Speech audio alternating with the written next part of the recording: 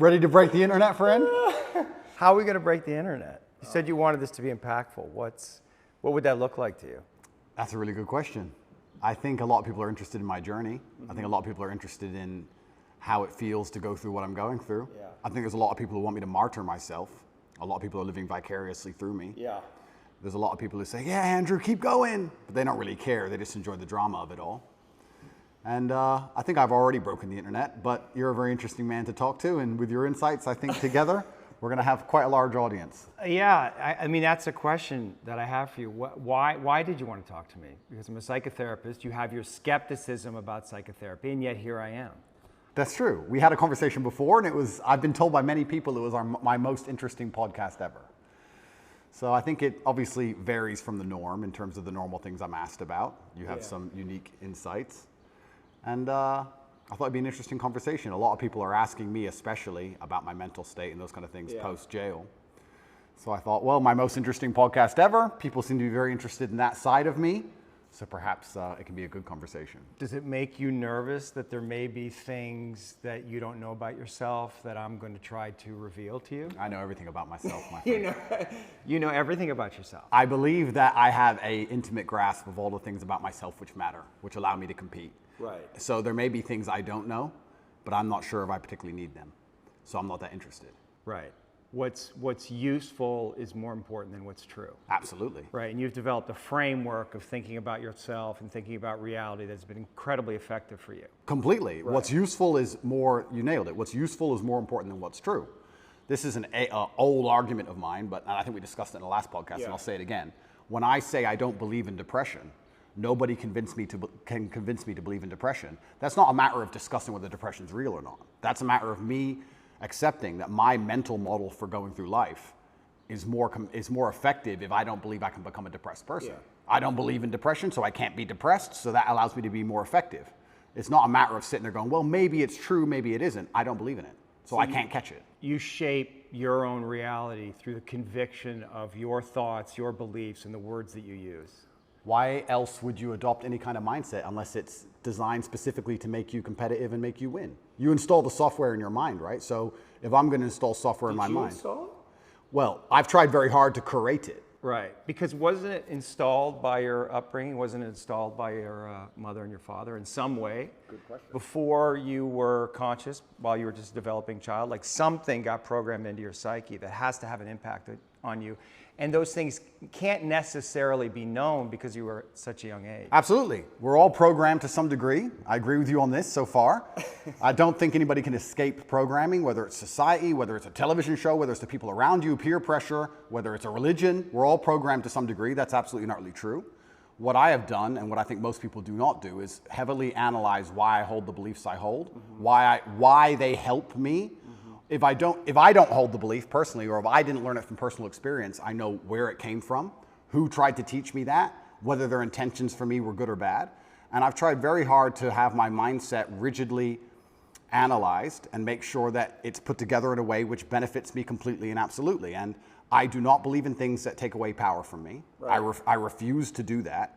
I would rather say that they are not real. And people will sit here and argue to the end of time that they are real, but they're not real in my world. And I live inside of my mind. So even if you throw me in a Romanian dungeon, the idea that I become a depressed person is not a framework that my mind works within, so I can't become depressed. I can feel a little bit sad, sure, I can feel depressed, but I can't be depressed. They're very different things. So that's just the mindset I've installed, and it's allowed me to be competitive. And I believe, personally, my personal beliefs are that life as a man is hyper-competitive, and whatever software you have in your mind should be designed to make you as competitive as possible, and you shouldn't be believing in absolutely anything else. So I've tried very hard to make sure all of my worldviews and all of my experiences and everything is curated and aimed in a direction which is going to allow me to be a fearsome competitor in all realms of human endeavor.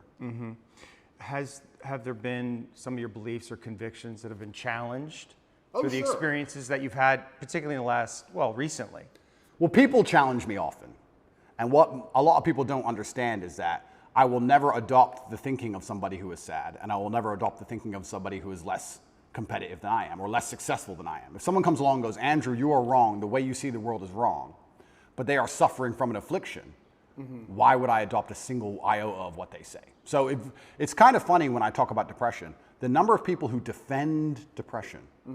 Depression's ruined my life, it's super real, and I lost my wife, and my life is over, and I want to kill myself, it's real. I'm like, surely you should like my worldview. If depression's so terrible and it's destroyed your entire existence, you should be listening to me tell you it's not real. But instead they're defending it and sticking up for it, which I find very interesting. So that's the first thing. In regards to whether I have had any of my convictions challenged, it's kind of amazing. Maybe it's just a semantics trick, and maybe it's that simple. Maybe it's as simple as saying, I feel a little bit depressed today, but I am not a depressed person, and I cannot become depressive. I'm not going to have depression. Maybe it's just a semantics trick, and by saying that alone, I understand that it's a temporary state of mind, which I can alter and I can affect. And I've never struggled with long-term depression or long-term negative thoughts because I don't believe in that mental model. I think that your mind, like I said, it's software, it's programmed in, and they say inside the Matrix or in every single video game, there are boundaries and there are limits. There are certain things you can and can't do. And I don't believe my mind can be put in a state of permanent negativity. I don't believe in that. I don't think it's possible, so it just doesn't happen. You said you experienced depression, some form of depression or depressive feelings and sadness in prison. What were the thoughts that were coming up? What was happening? Well, there's a lot of uncertainty, which is the first thing That has to be scary. It is scary. It's scary. And also because you're a man who's totally in control of your world, of your life, and that's almost like an imperative for you. And that gives you power. And all of a sudden you're thrust into a situation where you're essentially helpless. Well, you just nailed it. You completely nailed it, because I was exactly about to say it's the uncertainty that I struggle with the most, because in my life I'm in charge of everything. I know exactly how everything works, and I'm the boss, and I get to control absolutely everything. And this is the first time in a long time I'm in a scenario where I have no power whatsoever, no influence, basically. I don't know what's going to happen. Nobody else knows what's going to happen. And also in my worldview, in my world, I'm the hero, right? I'm the head of the clan. Not just my family, but of a lot of people. A lot of people rely on me. Lots of women rely on me. Children rely on me, etc. So everyone comes to me every time there's a problem. So they continued to do that while I'm in a jail cell, expecting me to have some kind of answer. And I'm like, well, I don't have an answer this time. Every other time I had an answer, but this time is a bit unique. How did that feel? You don't have the answers. You can't help. Yeah, I mean, it was frustrating. It's very frustrating, and it's the uncertainty that would bother me. I don't think I felt sad very often, but I certainly felt extremely frustrated. I would sit there and think, there has to be a way out of this room. Not breakout, but like there must just be some words I can say, someone I can talk to. There must be a way. It's only a door.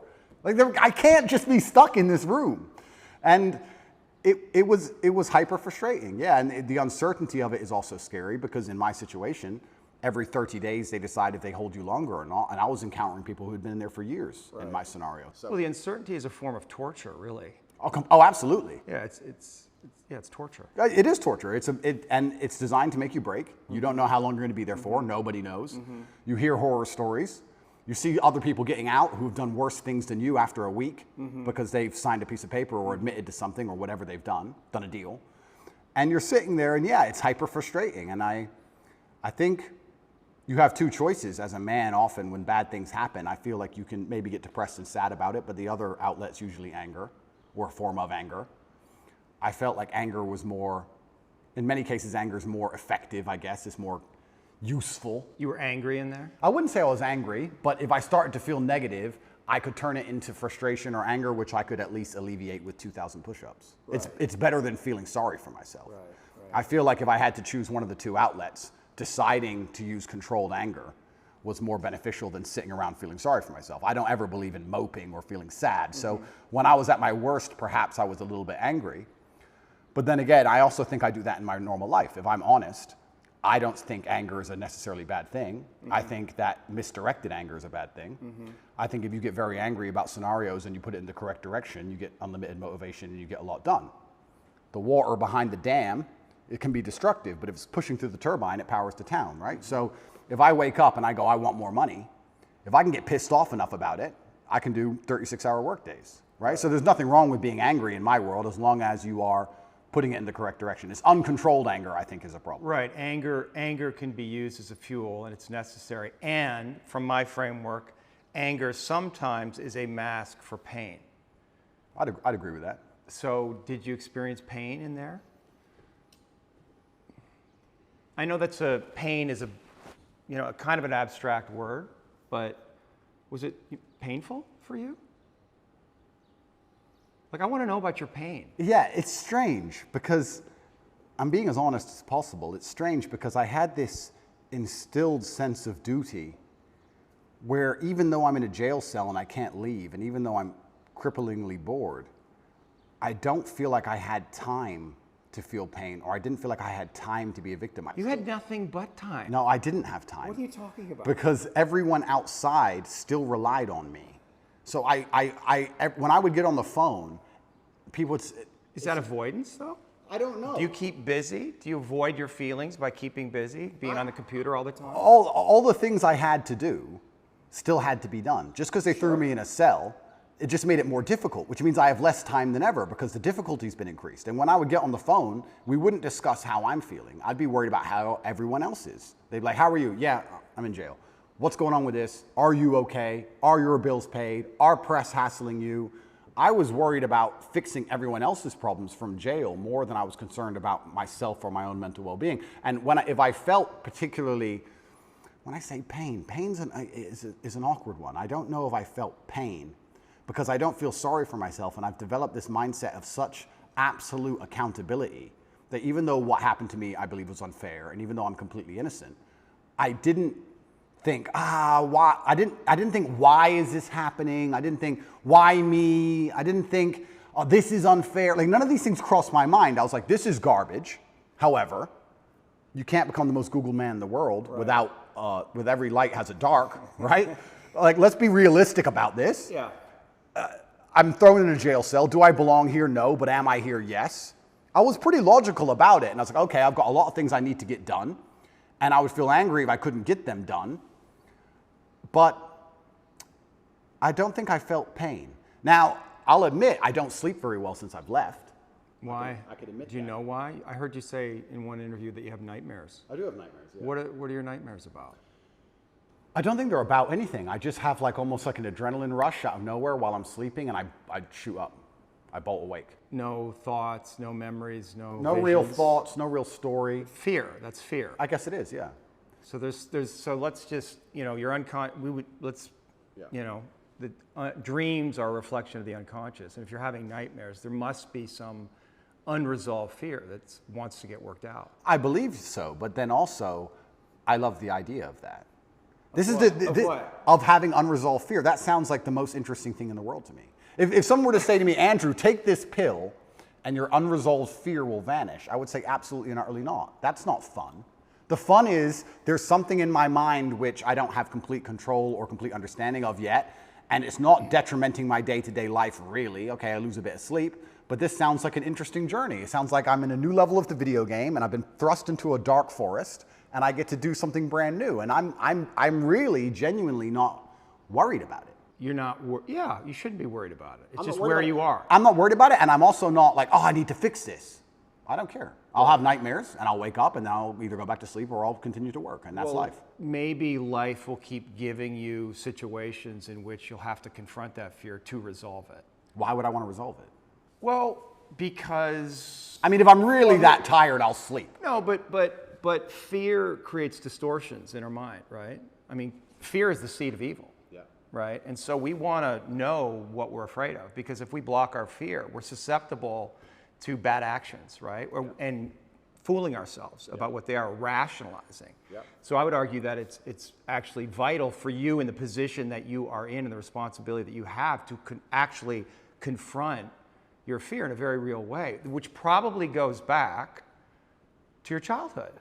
I mean, your dad was, the haircut story, and I don't know if you want to talk about that, if you're willing, but that's it. When I read that, I'm thinking about that little boy. It must have been fucking terrifying. It is, but I do think I had the best father on earth. I'm not disputing that. I mean, there's a lot of good that came from your father. I'm not disputing that your father was a good man.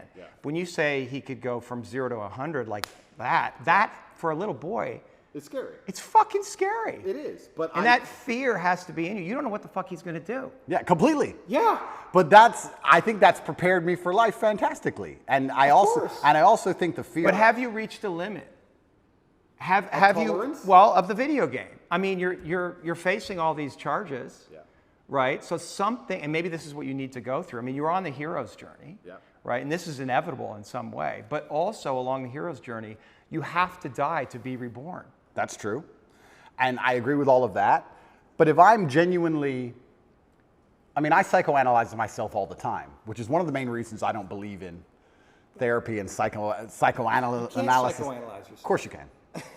I do it myself. You don't think that's hubris? No. You can know your own mind, that you don't need reflection from others to see yourself, that you can see yourself perfectly? I think that, no, I don't think I can see myself perfectly, but I think that life is a perfect reflection. But why not get help? Why not? Like, because then it becomes a crutch. I like the idea that I can rely on myself to fix myself. well, you have a coach. Is that a crutch? No, it's not, because he's teaching me something. What's the difference? That's fine, but like if I had an affliction, I would like to be my own doctor.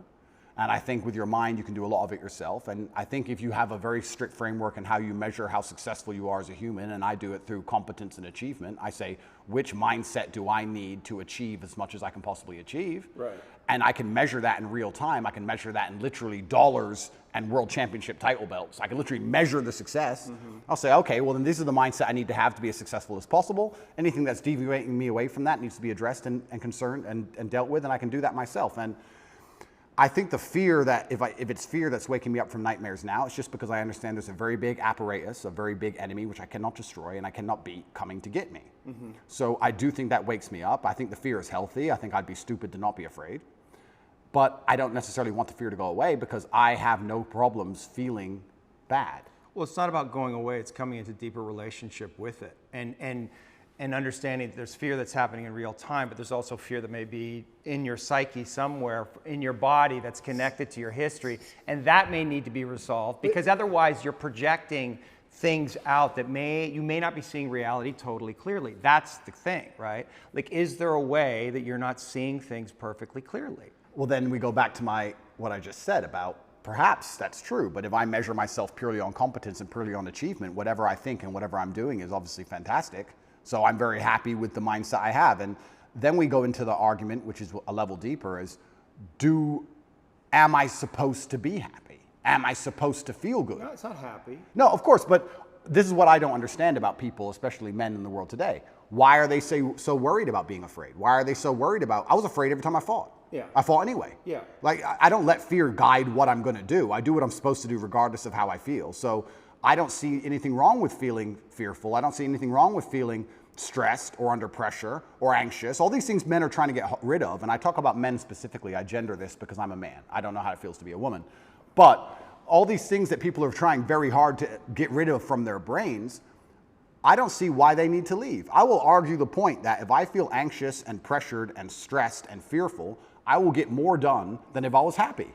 I think if I was happy, I'd just be hedonistic and just wasting my time. I think that you get a whole bunch done with these negative connotations and negative emotions, and I think that life is suffering and pain, and you're here to go through it, and the sooner you get used to the taste, the more successful you're going to be. I have no interest in trying to change the flavor, my friend. The flavor of life is pain, and I will eat all of it. And it doesn't matter if they put me back in jail or not. I'm not sitting there going, how can I be happy in jail? I will sit in jail and say, yes, this sucks. It's supposed to suck. Yes, I'm not enjoying this. Yes, I'm anxious and paranoid. And yes, that guy might stab me. And yes, I can't sleep. And I miss my family. And this is what's supposed to happen to me. And this is how I become the best man I can possibly be. And I'm going to succeed regardless. You're very convincing. You're so good though, right? It's almost like I feel like you can rationalize anything, right? It's almost like a trick. Magic trick? Well, you're really good at talking, you're really smart, and it's almost like any question you can turn and make it work for you, which is great. It's a skill, but there's also a place where there's the potential for self-delusion. Oh, absolutely. And I'm not even going to sit here and say that I'm not delusional to a degree. I'm not saying that self-delusion doesn't exist. We all are, right? Let me give you a very simple example. Let me try and use an analogy. I think the only thing better than having everything you want is not wanting anything, right? So I have every car on this planet. I have 40 supercars. Most people want a supercar. I have 40. But there's that unique 0.1% of people who genuinely don't want one. And I think that's more freeing than having everything you want, right? So the true mindset is not wanting anything. Most people, the best they can do is having everything they want. And I feel like you can kind of do this with the emotions as well. I guess my general consensus is that I don't think I can change or affect the world to the point where pain and suffering and bad things are not going to happen. So isn't it best if I just enjoy all of that? Doesn't that make me as powerful as possible if I say, oh yeah, okay, this is going to suck, good. I mean, I do it when I fight. Yesterday I was fighting, right? We were doing 12 rounds and all of us were destroyed. And the more he hurt me, the more I wanted to hurt him back. The more he hurt me, the better it felt. The more powerful I felt, the more he hit me. Because then it's my turn, right? So if I can't stop him from punching me, and I'll do my best, but if I can't, then surely you should learn to enjoy it, right? And I don't think you can stop life from hitting you. And I don't think you can stop life from giving you unexpected surprises. And I don't think you can stop yourself from feeling sometimes sad or anxious or upset. So I think the best mindset you could adopt is finding that engaging and exciting. I'm not going to lie to you. Although I am facing very serious charges, and although they are trying to destroy my life, and although I cannot sleep the same, and although they're out to get me, and although I've suffered, part of me is excited. Part of me is like, okay. Why? Because it's a war.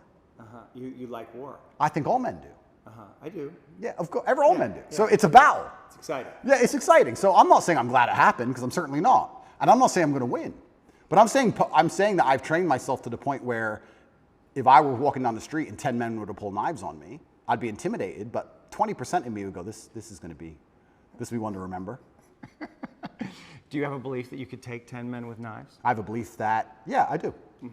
Because That's delusional. That's delusional. Yeah, but it gives me a best chance of possibly winning. Well, no, running away would give you the best chance of course. possibly I'm winning, not- and then coming back and being safe, and then serving out your mission. Of course, I would run away in that scenario. But if I had to you have a engage them, belief, there's if I had to engage them, Right.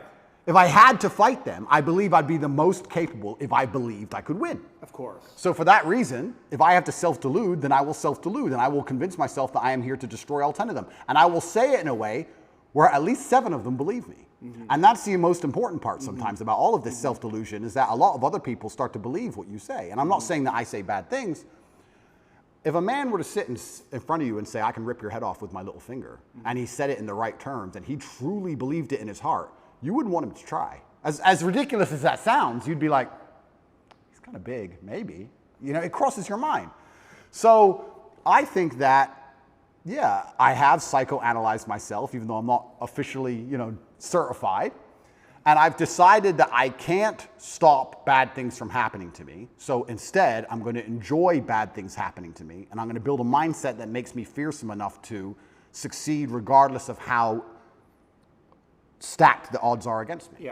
Yeah. And I appreciate your mindset, and it's well thought out, and it's useful to you. And so I'm just pushing up against the places where I think there might be contradictions. And I like to hear it. Yeah. I like to hear it. But like I said right now, I'm not a coward. And I want to make this very clear. I'm not a coward. I don't care if I don't sleep again for the rest of my life. I refuse to take any fucking pill, and I refuse to sit and have my mind altered by anything I do not control. I don't care if I have nightmares for the rest of human time. Right. As long as I'm in charge of my mind, I'm in charge of my life. If God decides that I don't need nightmares anymore, I'll fathom out how to stop it.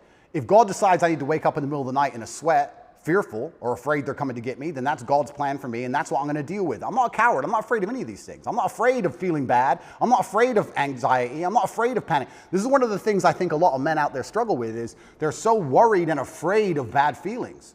And to me, that's just showing that you've had an easy life. Like, there's real people out here who are trying to kill you. There's people out here who put a knife in your neck. You're scared of what? Feeling sad? Who cares? Like, there's real problems. What are you worried about feeling sad for? Who gives a shit? I could feel sad for the rest of my life, and I guarantee, 1, nobody would know, and 2, I would be monumentally successful regardless. So why are we even talking about it? I have no fear for a negative feeling. I have fear for me not being able to provide for my children. I have fear for people who rely on me not being provided for and cared for, but I don't have I don't wake up and go, I'm worried if I might feel sad today. Who cares? Who cares? I can be happy or sad on the same day. Nobody notices, and the same things get done. The exact same amount of work gets done. Nothing changes. How are you making sense of what's happening to you? Is it God's will?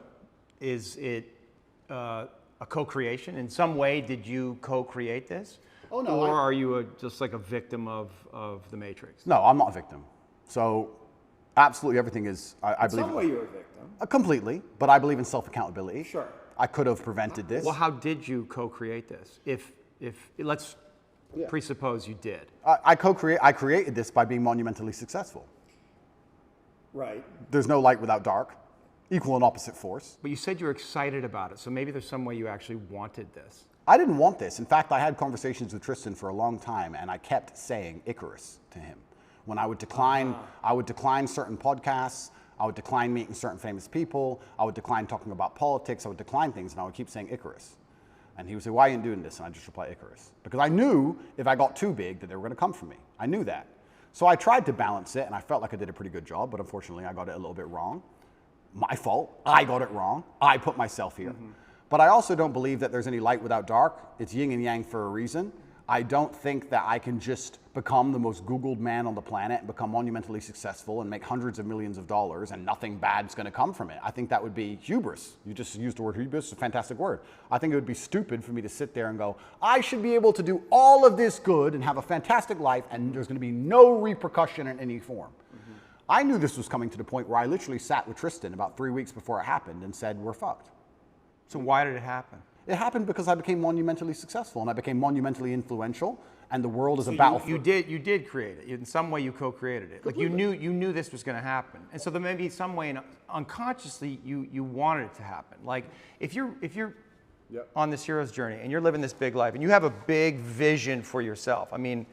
You know, you bring up guys like Genghis Khan, and I think that's kind of appropriate because in another era you probably would have been one of those cats, right? So now we're here, and maybe you need this in some way, need this test to really feel yourself, to know how strong you actually are. I mean, I know what you're saying. I don't think I need the test. I do feel like I need to tell the truth. I do feel like what's the truth? The truth is, well. The truth about the Matrix? Yeah, what I believe, and I do believe that I have a responsibility because of my massive platform. Yeah. And I do believe that the responsibility is for me to do my best to educate people in a way that's going to make them happy. And I know I could have sold my soul 1,000 times, and I know I could have avoided this, and I know I could have not said certain things, and I understand all of that. I wasn't looking for a war this large. I wouldn't say I was looking for it.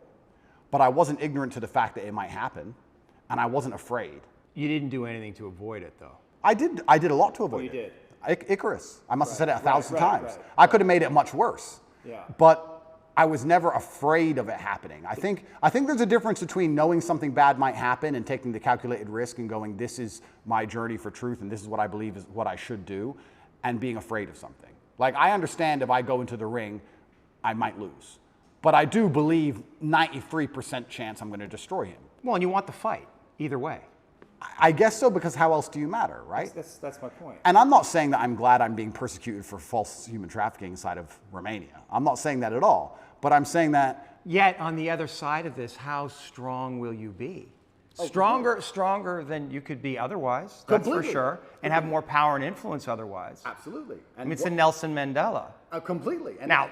So I wouldn't want to spend fucking whatever amount of time in jail. That sounds fucking scary, but it's not uncommon for heroes. Well, exactly. And if you take the lessons from it, and if we want to once again talk about being as formidable as possible, then I don't think jail. Okay, it's given me nightmares, but I don't think it's made me weaker. No. And it could have easily made me weaker. I could have gone through the exact same experience with a different mental model and emerged weaker. I believe I've emerged stronger. Regardless of the fact that I have nightmares. I didn't have nightmares before, now I do, but I still see myself as a stronger person. That's one more thing I no longer have to fear from an unknown perspective. I know exactly what it's like. I know the best ways to deal with it, which I developed within the 3 months. And if they put me back, I know what I'm going into. So that's an unknown area of the map explored. Yes. And I don't want to go, but I do believe that I'm more powerful than ever. And you have to find the good in it. That's absolutely not for sure. But I don't think I want to be very careful. I don't think I was looking for this fight. I'm finding the good in this fight. I believe that my fight actually has far-reaching repercussions for society now. I think that however this plays out is going to affect society in real time. I wasn't looking for it, but I was never... Did you attract it in some way? Well, if you are a force for good, then the evil is going to attack you, isn't it? And I do genuinely believe this is the battle of good versus evil in the world today. I believe that truth is always going to be on the side of good. I am religious. I believe the things I say most people knew were true only 10 to 15 years ago. I don't think they're radical ideas. And I think that there is an evil force in the world which is extremely deceptive. And they are out to try and silence me. not because what I say is wrong. It's in fact because what I say is right. I believe the reason I have so much influence and the reason so many young boys listen to me and pay attention to me is because I say things that are true, that they know intrinsically, evolutionarily, inside of their bones as true, that I say things which work. People often wonder why my fan base is so feverish, why my fan base is so dedicated. Well, if they listen to me, it's the first time they ever feel good. The first time they ever train hard and start to feel better physically, and they start to feel better mentally, and they adopt my mental model, and now they're not stressed or depressed anymore. And then they may start to make some money, and they go, you know what, I started listening to Tate a year ago. I'm in the best shape financially, the best shape physically, the best shape mentally. Tate's the man. So they're hyper dedicated to me. And yeah, I mean, there's going to be a negative to that. I want to make something clear. I've been brutally aware of the fact that all of this might blow up in my face for a very long time. I've not been ignorant to that. And I think that's why jail didn't cause me pain. Because I wasn't in jail like, how did this happen? I was in jail thinking, they got me. I knew it. They've been after me for a long time. I knew they were coming. And I don't know if that's a coping mechanism, but I was saying on every single podcast before I went to jail, they're going to try and put me in jail. I knew it. Right. You said that there's a light and a dark. Is there darkness in you? I mean, there must be. There's darkness inside of everybody. Right. And do you know that part of you? Are you in a relationship with it? Do you think about it? That's a good question. First, I have to identify what would the darkness in me be. Well, let me present something to you, because I stood up for you after you got canceled off social media, and I have a lot of female clients, and they had questions about that. I mean, they know me and they trust me, so they're curious. Yeah. But one of them said, "Well, you know, Andrew he's out there saying that he's helping all these young men, but in the beginning, he made his millions in some level exploiting these very men." Okay. That's the frame that they were thinking about it. And is there validity in that, in what they're saying? Because I didn't know how to answer that question. I don't think I exploited the men. I think I exploited, maybe I did exploit the men, but let me change my answer. I don't think me not exploiting them would have prevented them being exploited. I think these men were out to be exploited regardless, whether I did it or not. So, but you can see how that sounds cynical to somebody, where you say, well, they're going to be exploited anyway, so I'm going to make money off them. And then once I make money off them and I get this platform, then I'm going to champion them. Completely. I mean, I guess that's probably one of the most logical arguments against me I've heard.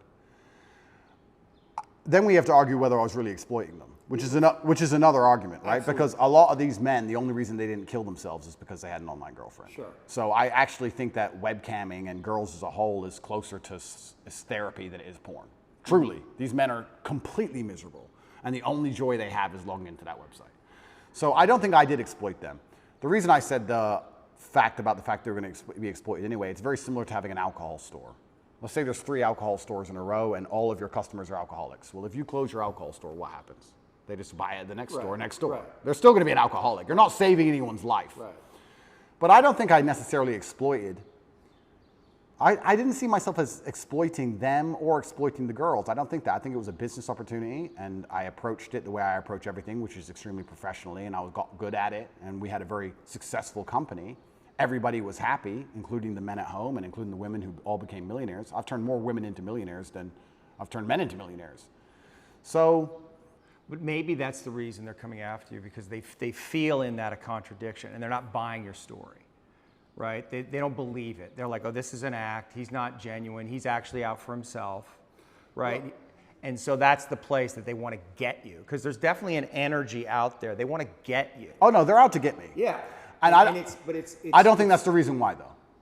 Well, depends who we're talking about. Yeah. But we're talking about the Matrix. I understand why and you've talked about that a lot in podcasts. We could talk about that, because you are speaking a lot of truth, and you're confronting all the lies in the culture, and you're speaking against the most powerful forces in the world. But individual women, let's say, they're going to look at what you're doing, a lot of them, and a lot of them, they're completely insane, and they're looking at these little clips, and they're distorted in their own feminism, and maybe unconsciously they can't reconcile to the fact that they would actually want a man like you. I think that's a lot of what's going on. It's like projection. I'd agree with that. Nevertheless, there is an energy that's like they want to get you. They want you to be punished in some way. Yeah. And so, like, how do you, like, what do you do with that? How do you deal with that? Like, how do you answer to that? Like, if that woman was sitting here, what do you say to her? Yeah, I would say that her argument to a degree is a logic fail. Let's take it away from webcamming. It's a female. Logic. Don't be a misogynist. There's your blind spot right there. Don't be a misogynist, but that's like saying because... Well, it's not misogyny. You know? No, of course, but that's like saying because you've ever eaten a steak, you don't care about animals, effectively. Right. What she's saying is because he had a business in which some man may have felt exploited at some point, he doesn't care about humanity, which is a logic fail. Yeah, I understand. So that's not valid. What I have found in my experience often is that many women who seem to dislike me, after they meet me, don't dislike me anymore. I think the energy which they find repulsive over a screen or affects them emotionally over a screen, they end up liking in person. I think hate and love are actually very close to each other. And I've had women who scream how much they hate me at the screen, and then they meet me and they're literally in love with me. Well, you're a nice guy. Of course. So I've yet to meet a female in person who dislikes me. And I would love to talk to these women. I think that'd be the best conversation ever. I think it'd be the best podcast on earth. Yeah. But they are out to get me. They're certainly out to get me. I think that the fact that I'm so assured in a lot of my convictions, they find very threatening. People in general now seem to find it threatening when you're the kind of person who says, no, it's this way. And they say, oh, but the news said it's that way. Don't care. It's this way. And they find that ignorant, but it's not ignorant. I think it's just assured in your convictions, and they find that threatening, very threatening. I think that there's a lot of people who find me threatening, not because of necessarily what I say, but just how sure I am in my convictions and the way I present myself and in my monumental success. They find that overall threatening. The same way a rabbit will find a tiger threatening. It doesn't know why, it's just like, it just wants to run away from it. So is it incumbent on you then change the way you're delivering the information so more people can hear it? No. No. Because there are some people who cannot be saved, and it's not my intention to save everybody. I have no intention of trying to convince everybody to like me. My intention is to try to speak to the people out there who know what I'm saying is the truth and who like the way it's being presented and said. I, once again, have no concern with being disliked by X percentage of the population. And I want to make this clear. I've spoken to a lot of people who have talked about how their mental health has been affected by, online bullying and media campaigns and smear campaigns. I don't think anybody's been attacked by the media in the last 2 years harder than me. Every day, there is something in the media trying to paint me as a bad person. On TV channels from Ulaanbaatar to Utah, across the entire world. And I can sit here and say categorically, I've never read a media report and been like, shit. I've just been like, clowns. Don't care. That's a lot of energy coming at you. I mean, psychic energy coming at you. And like, have you reconciled to this idea that you're Andrew Tate. You were born, you have a life, you have your own inner world, just doing your thing. And then there's an Andrew Tate that's out there. And people are projecting their love and hate onto you, and it's not, none of it's really real, but you have to hold all of that mass projection. Correct. How is that? Yeah, but then let's psychoanalyze me, right? You're the professional, I'm the amateur, but let's do it. Why don't I care that the media continues to attempt to slander me continuously, and they don't do it to anybody else, and it's unfair that they're doing it to me, because if I was a genuine sexual predator like the people they defend, I'd be protected by these people. We can discuss this, right? Sure. If I was going into girls' toilets, they wouldn't say anything bad about what I was doing. Yeah. So why are they, the fact that it's so unfair and it's so pervasive and it's so aggressive, why doesn't it bother me? Am I ignorant? It doesn't bother you? I don't think it does. Do you block it out? I mean, you must read these things and you see your name associated with these horrendous crimes. But it's not real. I understand. It's false. But you're able to keto every fucking bullet perfectly? If what they were saying was true, it would bother me. Yeah. But genuinely, because I know it's all garbage, it's all lies, it's water off a duck's back. And maybe my obsession with truth is obsession. I don't know if that's the right word. But because I believe I'm talking the truth, and because I believe the current war we're in is genuinely one of truth against deception and lies, that's their only weapon. Sure. That's their weapon, is deception and lies. So everything they say is a lie.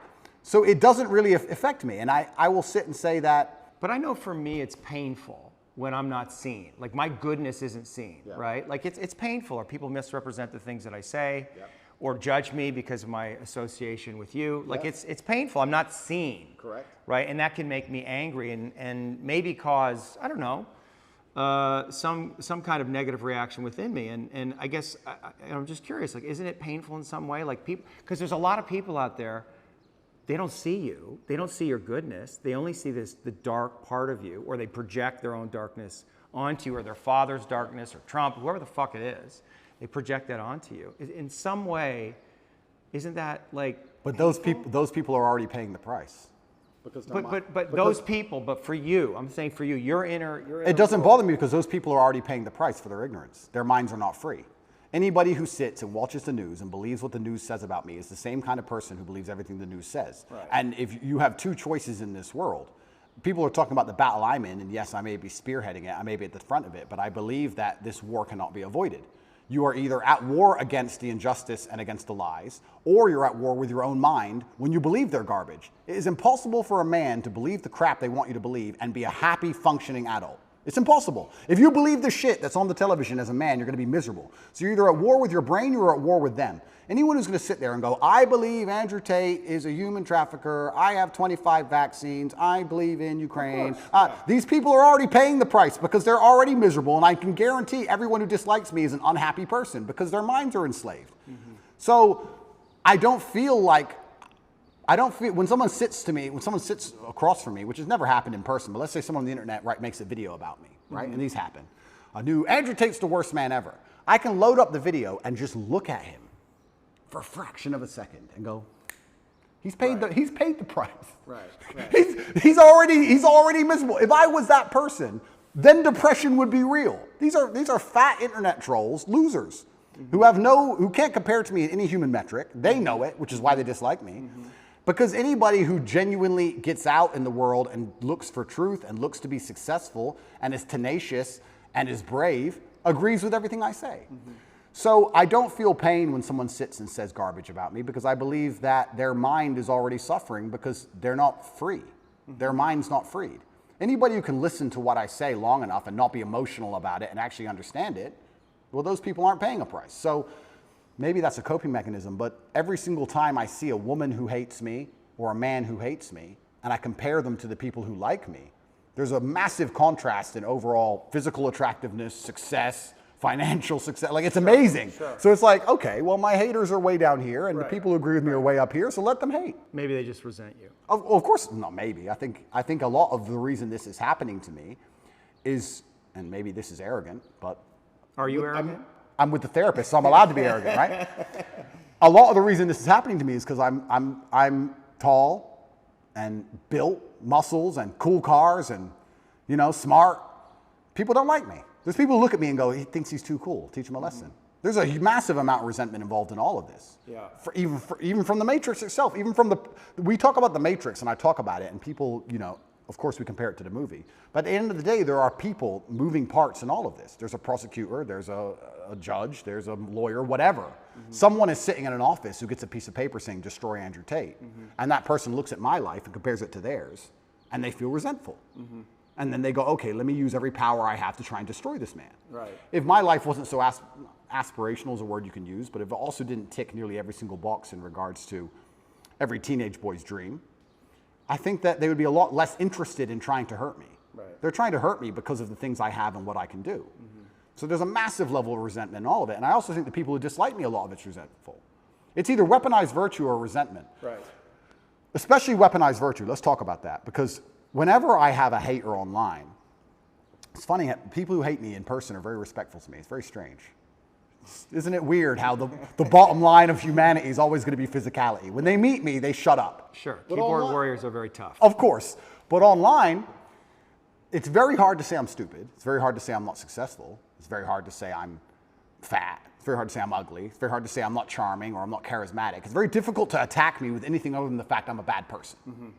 He's all these things. He's perfect in nearly every metric, but he's a bad person. Yeah. Right?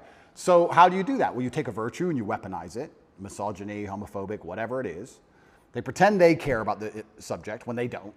And they put it into a bullet and they shoot it at you. And it's weaponized virtue. It's not genuine virtue. These people who are saying I'm a misogynist don't care about women or care about combating misogyny. They just want to try and hurt me with it. Yeah. That's the first thing. Or the second thing is genuine resentment. Yeah, I remind them of the guy who picked on them in school. Yeah. Or the guy who fucked their girl, took their girl off them. And they don't like me for it. But that's not my problem. That's their issue. Are you defensive? Is that like a defensive posture? Is the way that you can be? I really want when I. Are you open to these people? No. And when I talk to you, I want. They want you to be open to them. This is what I think it is. It's like you are the man. It's like you are the daddy. It's just like, why are you being so mean to me? Why are you fucking yelling at me? I want you. I need you, brother. Like, show up in a good fucking way. Where are you? Like, that's what's going on for them emotionally. Perhaps. Yeah. And so do you have a responsibility in that place to transcend the place you are in to really fully realize your leadership? You know what I'm saying? That's a very good question. And when I'm talking to you, I want to be as honest and vulnerable as I've ever been. I'm trying to be as vulnerable as I can be. You're doing great. But also, so let's talk about these people who resent me the most, or these people who disagree with my message. What's it like for you to be vulnerable? What's that word even mean to you? How do you relate to that word of vulnerability? That's a really good question. I don't know. I don't know how I relate to the word vulnerability. Well, you are vulnerable. You can't put yourself out in the world like this to be seen. That is a vulnerable act. Getting into the ring with another fighter where he might kick your ass, that's vulnerable. That's intense vulnerability. I think emotional vulnerability, nearly at every form, at every level, is basically a form of manipulation. So maybe that's just how you experienced it growing up.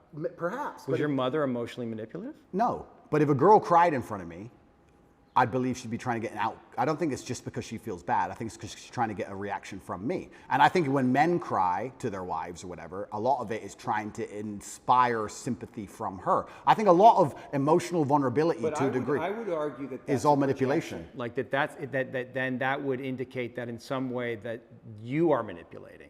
We all manipulate each other. Well, that's what I'm saying. So if you're seeing manipulation in others, that must also exist in you. And I guess that's the question. Is there a way, right? Like, can you actually not be manipulating? And manipulating is a strong word. It has a negative connotation, but like in some sense, trying to control. Because one of the things that I find in this conversation, right? It's like, I mean, I actually think you're going along with my line of questioning really well. Like, you're not trying to control everything, but there is a way, right? That you have a tactic. You're trying to control things. You're trying to get away from something. You're trying to control the conversation on some level. Of course. But what if you gave that up? Well, okay. Give it up. Give it up. I'm trying. I'm trying to be as vulnerable as possible. But when like just the idea of it, right? Like what would happen if? Let's do it. I'm trying my very best. Old habits die hard. But don't worry about the result. Just ask yourself the question, like what would happen if you let go of trying to control everything? Just feel into what that would feel like. But that goes back to the point about what vulnerability is, because I don't think humans are as emotionally incontinent as they pretend to be. And I believe that when you truly feel pain or truly feel trauma or something really bad happens to you, the result to that is usually silence. I don't think you talk very much at all. So people, you ask me, what is it like to be vulnerable? Well, to me, that's not crying. That's not... I think when anyone's doing that, 99% of the time, it's a manipulation tactic, I believe, personally. Maybe that's just my personal experience.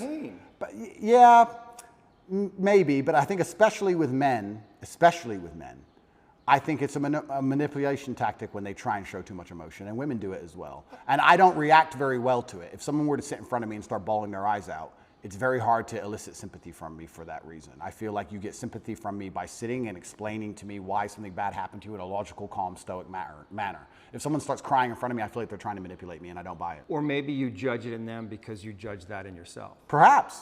I mean, it's my human experience, right? And it's my bias. Right. But I'm trying to think of the very few scenarios in which I would ever cry. And I'm thinking, would it genuinely be because I feel so much pain, or if I think it could benefit me or help me? Would I be trying to manipulate somebody? Now, that's not something I'd ever do because it's not my personality and mental frame. But crying is just a physiological reaction to express pain and grief that allows us to release this and to come back to homeostasis. It's manipulation. It's just, well, it can be. It's don't attack me but anymore. It's also a physiological response. Oh, completely. But it's don't attack me anymore. It's I'm the victim, don't attack me anymore. Can be. Yes, I cheated on you. It's a shield. And so when we talk about what does vulnerable mean, I feel like I'm being vulnerable now when I'm explaining things extremely logically. You are. That's as vulnerable as I can be. I cannot be the kind of person who's going to cry. But once again, this is my mental model. I haven't instilled. But is that what it means? Vulnerability, cry? I guess vulnerability. What about admitting your weaknesses? I'll admit my weaknesses What right are now. your weaknesses? Then this is so interesting because I will tell you. No, it is because I'll tell you I'll admit my weaknesses, and I will. But now I have to try and identify some because in my mental framework I don't have weaknesses. Right. So now it's like, okay, I am prepared to admit where I'm weak. Where am I weak? Well, I've tried so hard for so long to make sure I'm not weak anywhere. And if I am, I've compensated so heavily in some other way, I don't fail. So it's like, where am I weak? I'm that guy who does not fail. It doesn't matter what scenario anybody's life is in. It doesn't matter if you get dumped into jail. It doesn't matter if you're going into war. It doesn't matter if you're bankrupt. Whatever it is, if someone says Tate's on your side, you feel good. Oh, Tate's here. Ah, Tate, okay. Yeah. He can't even swim, but he's here to he's the lifeguard. Tate doesn't fail. I can swim, but it's an example, right? So I do not fail ever. So it's very hard for me to identify weaknesses because I feel like they've all been ruthlessly, I think I've rooted out any weakness or I've compensated so heavily so long ago. I don't see myself as a weak person. I don't see myself as a person who can fail. People said to me in jail, how did you handle that? What else can I do? Not handle it? What does that look like? We're gonna bang my head on the wall like a dummy? Am I gonna have a breakdown and just be a pile of mush? All you can do is handle it. So you were talking about vulnerability. I'm being as vulnerable as I can, but I can't even honestly sit here and tell you a weakness I have because in my mind I have no weaknesses. And perhaps that's delusion. Perhaps that's perhaps it's delusion. Yeah, but But a useful delusion is what you're saying. It's brutally useful. Yeah. And when I teach this or when I talk about this, there's a lot of men who perhaps want to adopt it, but the mistake they make is they don't have the real world experience to back it up. I don't want people to be completely lose their minds. Yeah. We're not talking about that, but we're talking about the fact that I can name so many scenarios in my life where I was supposed to fail, and I did not fail. It's brutally realistic, it's brutally logical, it's built on competence, it's built on real world accolade and achievement. Everything I've ever wanted, I have achieved, and I have gotten. I have never failed at anything I've ever wanted, ever. So how am I going to wake up and say, oh, I've got this weakness, that weakness, when I have a 100% success rate? 100%. There's never a girl I wanted I didn't get. There's never a car I wanted I didn't drive. There's never a scenario where I said, I want to get through this, I didn't get through it. I've never failed. So of course I'm going to sit and say, yeah, I would love to tell you my weaknesses. I can't think of any. I don't know. Right, but are you being humbled right now? Is this whole series of events humbling you? It's taught me things I already knew. I know you can't be bigger than a justice system. I was saying Icarus for a reason. I knew they would come for me. I know I'm only human. But you're not do you? I do. I'm just a very good one. I'm just a very good one. Is there somewhere inside you a belief that you're invincible? Like you can't get got? Because that is a dangerous fucking distortion. No. I wouldn't have been saying Icarus for that reason. right. I'm actually far more cautious than most people would believe. I err on the side of caution. You're tactical. I'm very tactical with all of my life. Even the security I organize, the places I stay, where I go, I'm extremely tactical. I don't believe I'm Superman. I just believe that I do not fail. And because you have no weaknesses, doesn't mean you can't lose, right? You can be strong in all realms and still lose. There are world champion boxers who have no weakness. They do everything right and they lose fights, right? So I'm not saying I'm invincible. I'm just saying if you ask me to name my weakness, I can't think of one. What should we ask the guys? Sure. You can ask people. You can ask people around me. I would love to hear it. And I guess I can tell you what people say about me. Well, actually, that's a good question. Do you feel like you get? I mean, I guess Tristan, but do you get honest reflection? Can you trust the reflection? Because you're at the center of this kind of empire, and you have all of these friends. Yeah. But can you trust the information that's coming to you from anyone? Because everybody's. I mean, I'm here in some way from my own self-interest, right? Yeah. And the fact that you trust me was interesting to me. You let me in your house. So I assume that you have some kind of instinct about it. Yeah. But that must be hard, like to trust. I get a lot of feedback, and it all goes into a big pile. And I listen to every word that's said to me. I'm not the person who's beyond reproach. Everyone I work with, a lot of people have said things to me, and I'm told about myself quite often. Yeah. And I put it all in a pile, and I analyze every single word carefully. I ignore most of it, but I do listen to it. And I guess the number one bad or negative thing that people will say about me who know me is they may say I'm very insensitive. I hear that sometimes, usually from women. You're insensitive. I'm insensitive because I think once you become a ruthless problem solver, you come across to a degree as insensitive. We have this big issue and everyone's crying. Okay, stop crying, fix the issue. Right. You have to be insensitive. Okay, what are you crying about? Let's fix that. Right. Well, you know that's wrong. Well, a lot of people want to vent. They don't want to fix the problem. They want to cry. Well, they just need you to be with them and say, I understand, here you are, baby, I love you. Completely. You're rolling your eyes. Yeah, but that's what I'm saying. So when you become a ruthless problem solver, Right. you become to a degree insensitive. Now, there are some scenarios which that doesn't work, right? There's some problems you can't fix. The death of a loved one, that's different. Yeah. But if people are crying about something which is very fixable, it's very difficult for me to be interested in their crying. And I'll tell you why.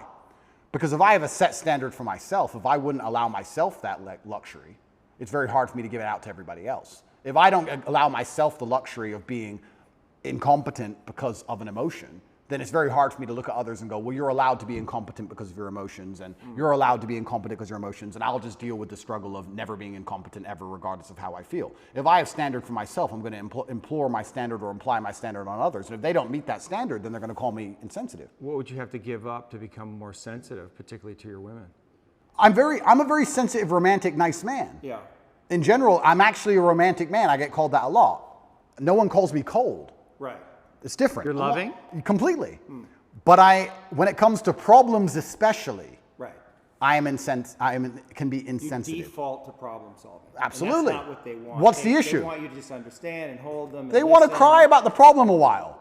And time is time is money. Time is money. I'm like, okay, yeah. Boom, boom, fixed. Right. No, but you don't understand. Da, da, da. I do understand. Now it's fixed. Shh. Next. Like, Right. I think that's just competence. And I think that's genuinely, I think most men are kind of like that. Perhaps I'm just hyper like that. Yes.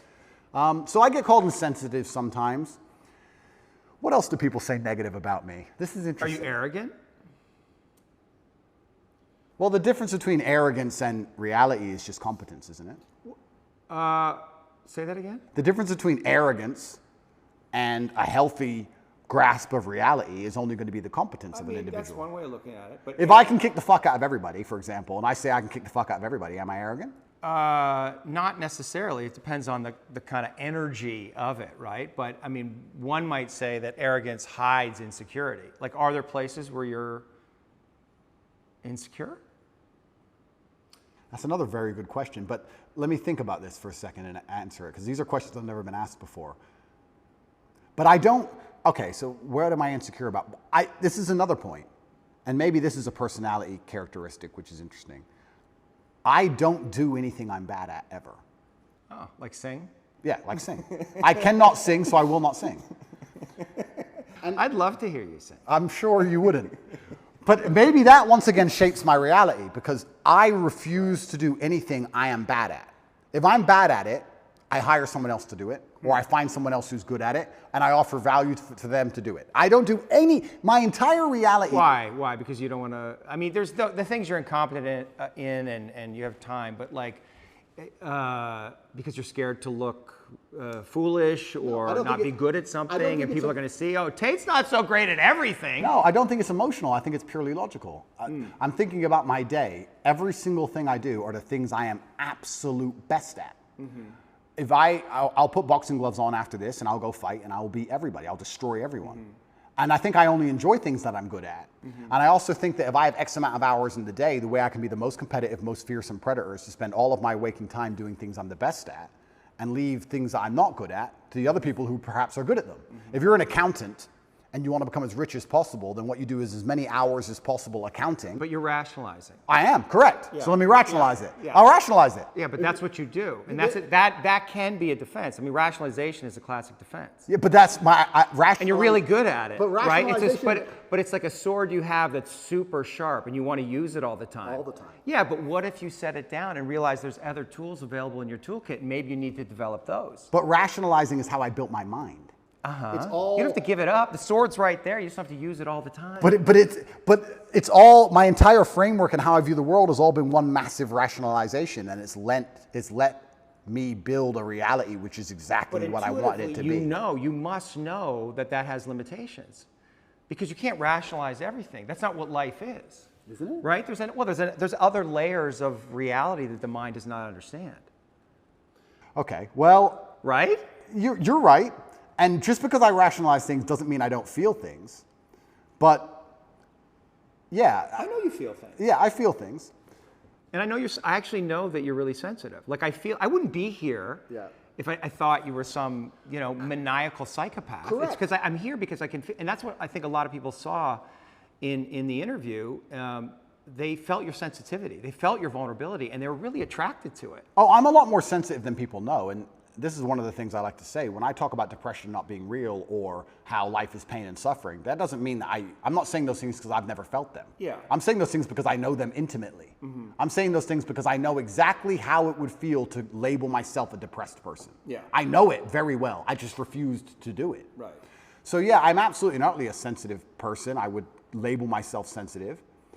But maybe maybe, one second, I just want to go back to my original point. Yeah. Maybe my worldview is affected by, and we're talking about arrogance, when you wake up and all you do are things you're world level at. Yeah. Everything you do are things you're fantastic at, right?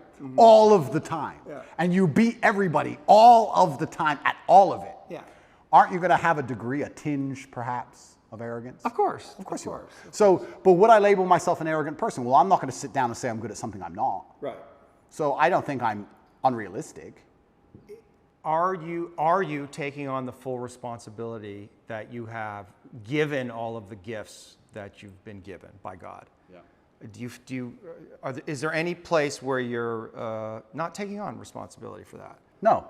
I think I take care of absolutely everybody I love in every single way. I think anybody who's ever needed me, I've been there for them if they've deserved it. I think anybody who listens to my message is becoming a better person overall. I genuinely believe I'm fixing and helping society. I don't know what else more I'm supposed to do. I mean, to a degree, I've almost martyred myself. What else more can I do? My options at this point are either to continue to help people and explain to men why I became so successful, which is all I'm basically doing. I'm saying you're a man and you're upset and you want to be X. I'm telling you how I became what I wanted to be. This is what I did. Is there anything beyond the things you just said that you're responsible for? Like, what is your responsibility here? My responsibility. Well, I guess ultimately to yourself, it's to your family first, right? What is your responsibility to God? I think God wants me to be the best possible version of myself.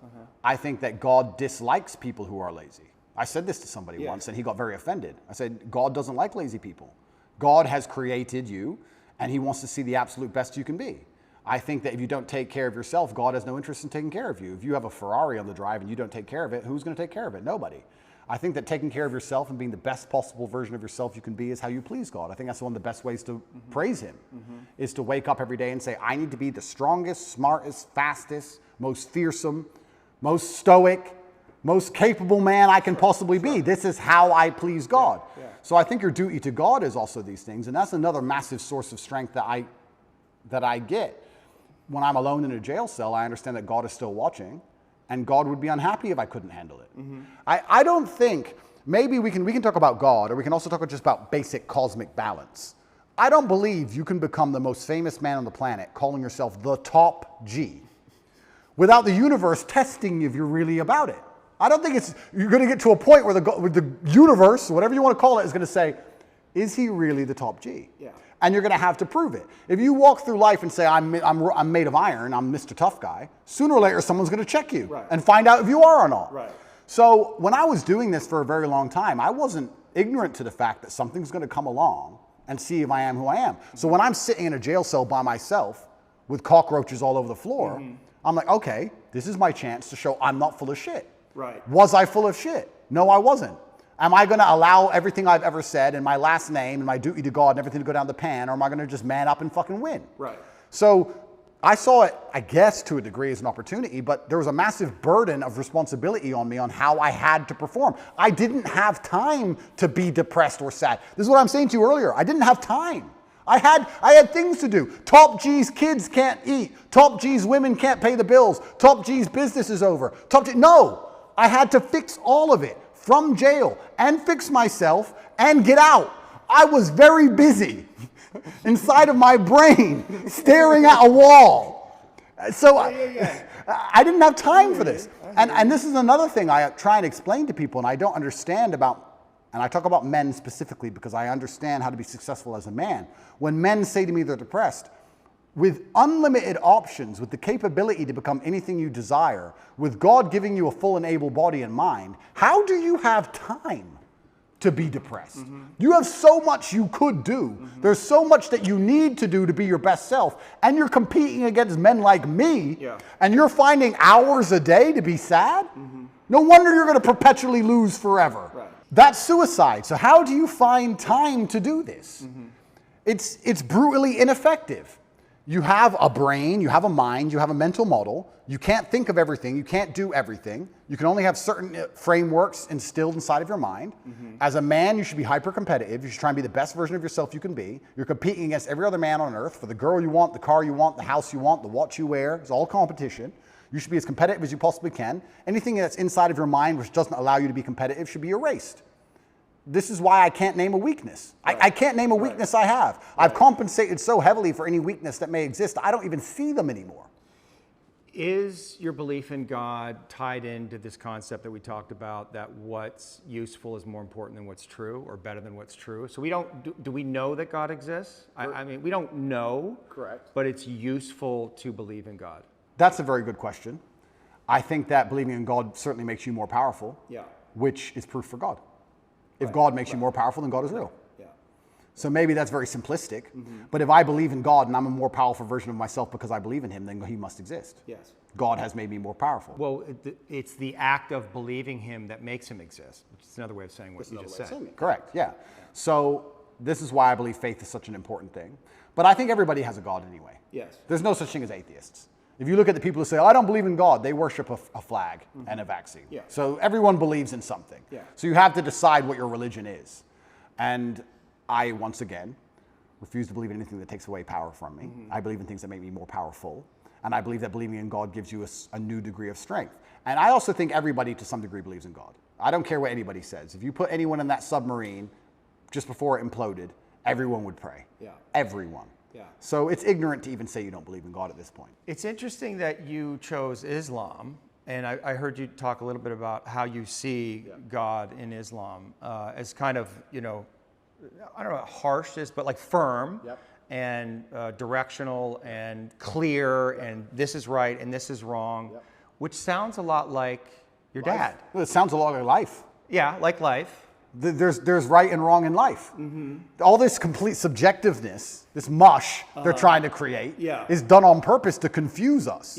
I like the idea of right and wrong. I like the idea of not having a choice. If you walk in, if you're hungry and you walk in to buy a sandwich and there's 100 sandwiches, it takes 10 minutes. If there's one sandwich, isn't life easier sometimes? So all this subjectiveness and all this choice and all this garbage, sometimes when I'm like, okay, I want to be a good person, I want a framework to adhere to that makes me a good person. Well, this is very clear. Yes, no, easy. Do you have like embodied experiences of God? Like, do you relate to God in that way? You know, I don't want to say supernatural, but like, do you feel God? I absolutely feel him, and there's certain times where I may feel particularly energetic. When do you feel God? So usually when I'm feeling powerful. There's been times I was in jail and I just got up and I just felt like, you know what, like just shadow boxed a bit. I don't know. It's like you just felt it. Like I'll be okay. I will win. I don't feel God when I'm sad or something like that. I think that the whole idea of spirituality, and I believe God himself, he wants the best for you. And it's interesting, how we're tying religion to my worldviews, because my worldviews were the same before religion. I guess before it was the cosmos, or just the way the universe works, or light, dark, yin, yang, etc. I still say these things, but now I attribute a lot more of it to spirituality, a lot more of it to God. And I chose Islam because it's firm, and I believe that I'm a person with firm principles. So I'm obviously going to liken myself, or I'm going to feel an affinity to a religion that has firm principles, because that's who I am as a person. I'm a person who's principled, yes, no, and I have no problem with people sitting with me and saying, what you're saying is bigoted or what you're saying is wrong or what you're saying is insensitive. I think Islam also has a similar issue. Yeah, I think you also chose the winning team. Oh, it's completely the winning team. I mean, It's the winning team. Yeah. And it's the winning team. And I didn't choose it because it's the winning team. It's just the winning team because it has principles. yeah, I agree. And unfortunately, when you have no principles, if you don't believe in it, if you have no hard line, if you'll accept anything, then you don't believe in anything. Yeah. As soon as you'll accept anything, then you have no hardcore beliefs. If you have any set of principles or you have any things you believe in, there's going to end up being a barrier, and the people who fall outside of those barriers are going to be offended by it. That's the reality of it. If you have a religion or a belief system that doesn't offend anybody, then it's not a religious or belief system. That's my view. So yeah, I chose the winning team because I think more and more people are starting to understand how important God is in society. This is the first time in human history we're testing society without God. And what do we have? We have evil. Yeah. We have Satanism. We have degeneracy. And I think that most people are starting to understand that God is really needed. When I was young, I used to make fun of Bible bashers. I used to make fun of them. Yeah. And now I'm like, we need more. Yeah. Where are they? We need more Bible bashers. So, yeah, and I guess I certainly feel more powerful since I've reverted, but I always felt powerful anyway. But I guess now, instead of just believing it's the cosmic nature of the universe, or let me change that. I always felt a strong affinity to my last name and my ancestors. So I always had to a degree, a spiritual aspect to where I got my strength. I always felt like, well, my dad is watching me, or my ancestors tried very hard for me to be born, so I can't disappoint them. So I've always had this spiritualistic side. Like, imagine the disappointment my ancestors would feel if they fought saber-toothed tigers and survived World War II and went through all the garbage they went through just for my father to be born, and then he suffered like he suffered to raise me, for me to be raised and become the most famous man in the world and call myself top G and then cry when I went to jail. What am I? What kind of bitch? What am I going to go, wah? No, I go to jail with my head held high. And if they put me in jail for the next 20 years, I'll walk in there with my head held high. And if anybody sees me, I'm not going to be a broken man. I refuse to be a broken man. It's disrespectful to everybody who ever died or tried hard for me to be raised, for me to emerge from this difficulty as a broken person. That's absolutely and utterly selfish. When a man sits and says to me he's broken or he's depressed or he's sad, etc., that's selfishness. You have shit to do. Yeah. And you have people to be respectful to, including people who are no longer here. I don't have time. They can put me in solitary confinement for 20 years, and when I walk out of there, and the first podcast I do, I refuse to be called broken. I refuse. And that's because I feel like I had a duty to my ancestors, and now I feel like I have a duty to my ancestors and a duty to God. So I've always felt that. And I assume you feel like you're fulfilling your duty, that your father would be proud of you? I absolutely believe he'd be extremely proud of me. I think I'm doing the best I can possibly do. And there's something that people say, you tried your best. And that's true. But a lot of people overuse it. People say, oh, well, you didn't get it, but you tried your best. 99% of the time, they didn't try their best. People don't actually try very hard for things anymore. I am truly, genuinely trying my best. I don't waste a minute of my day. Before this podcast, as I set up cameras, I'm working. I don't waste a minute of my day. I do not miss a training session. I do not miss an email. I do not make mistakes. I'm on it. So I'm trying my absolute best. If I fail, for the first time in human history, then I failed. But at least I get the satisfaction in my heart of knowing I actually really tried my best. Most people don't get to get that satisfaction because they know deep down they could have tried a bit harder. Whereas if I end up in jail, I'll be like, Andrew, you did everything you could have done. So that gives you a level of peace. I did my best. My ancestors are proud of me. God is proud of me. I did my absolute best. I couldn't have possibly done better. And I got hit with a lucky punch, and that's life. And all I can do is just smile regardless. Are your oration skills, is that an art, do you think? I think that if you don't have the ability to make other people understand exactly what you think, that you're going to struggle. But is it an art? Like when I watched you with PBD and you got in these zones, and you do it all the time. I mean, you're doing it right now. You get in these zones where it's just like you're just flowing. I mean, it's almost, you can say it's a God state, right? It's a flow state, and it must feel really good. It does. Yeah, like it feels good that you never run out of things to say, and it feels good that I already have 10 things I want to say lined up before I say the first ones. And you know how to say them perfectly, and your voice is clear and resonant, and you're embodied in it. It's a skill. It's a skill. Well, but it's almost like an art, because I was watching you and I was thinking, this is like watching, Charlie Parker play the sax or Michael Jordan play basketball. I mean, you really and people might say, oh, those are exaggerations, but I don't think so. I don't know that I've seen somebody who's able to do what you do. But that's emotional. So we'll talk about how I'm actually quite a sensitive person. Yeah. I think the reason people believe what I say is because they can feel that I feel when I talk. Yes. And it's because I feel things. Yes. So I'm not a cold person at all. I'm just a person with a lot of emotion that I try and control and channel in the correct directions. But I think that, yes, it's a superpower to a degree. Well, I think that's why people are, one of the reasons that people are so drawn to you, because you let whatever wants to come through. And it's also why so many people hate me. Yeah, of course. Because there's no light without dark. Yeah. There's no, there's no joy without pain. You can't have a rainbow without little rain. That's how it goes. Mm-hmm. So I think that it's definitely a superpower for life. It's something I'd encourage every man to learn how to do. Yeah. It's certainly something worth practicing. It's the reason I don't learn another language, because I haven't mastered English yet. Right. So I refuse to learn another language. Yeah. I can't imagine me and my personality and Andrew Tate stuttering in Spanish.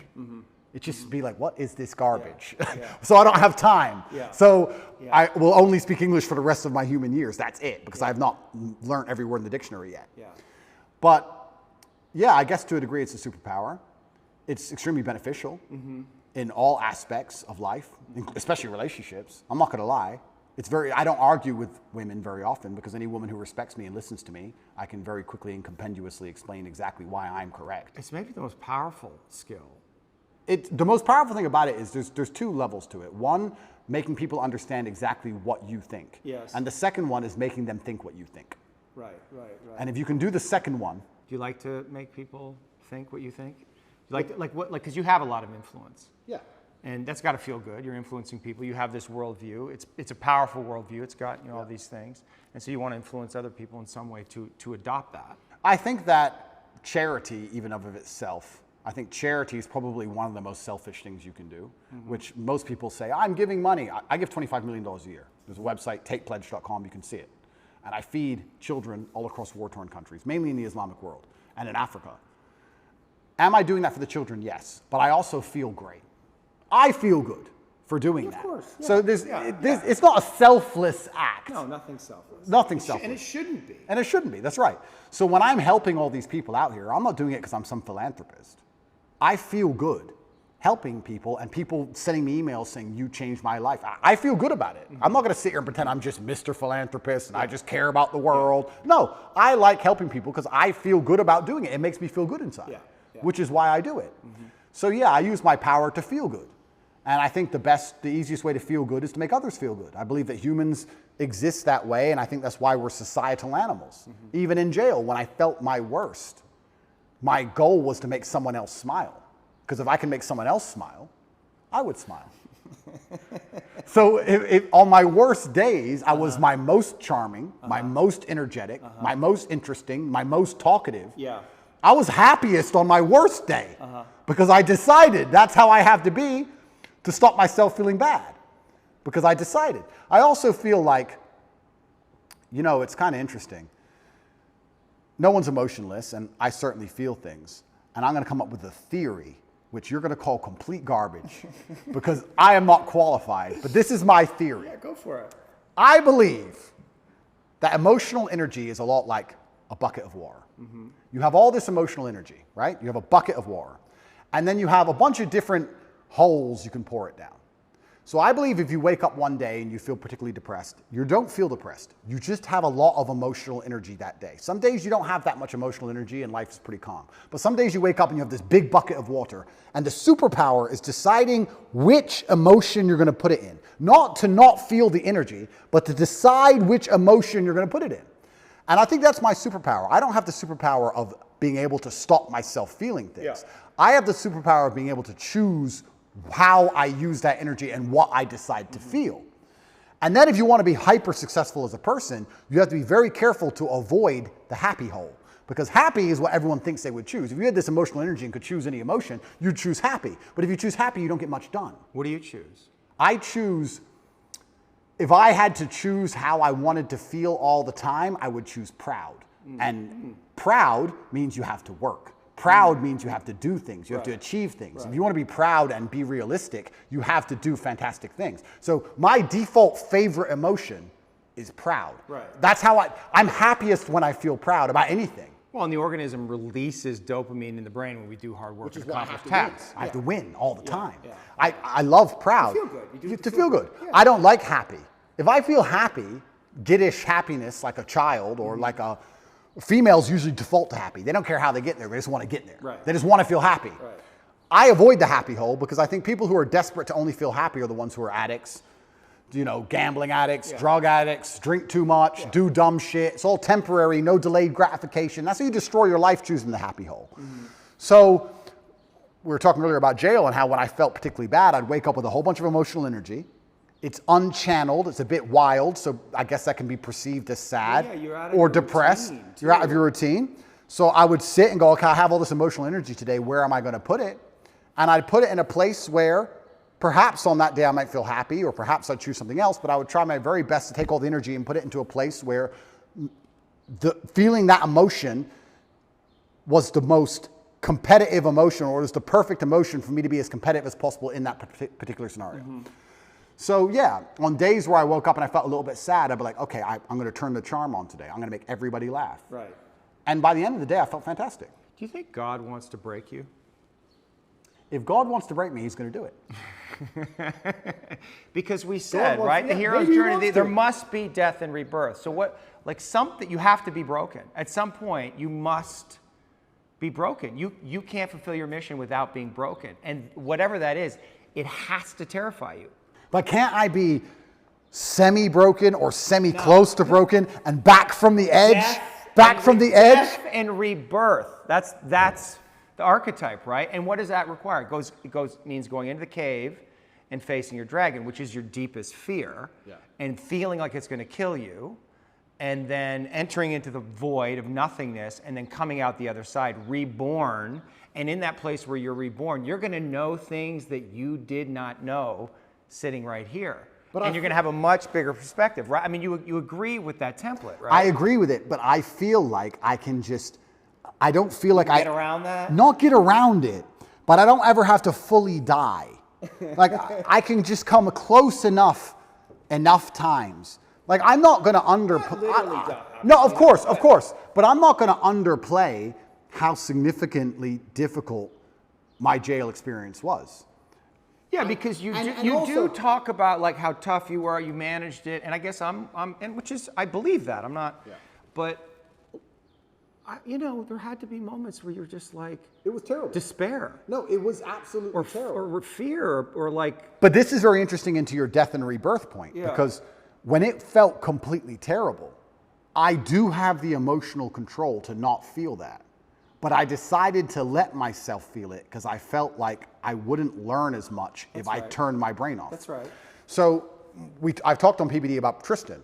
Tristan and I have the same superpower. Tristan didn't care about jail. He didn't care. He didn't, or he acted like Maybe he that's didn't just care. his own cope. He acted like he didn't care. But was his coping mechanism. Sure. Don't care about jail. I decided, no, I'm going to care.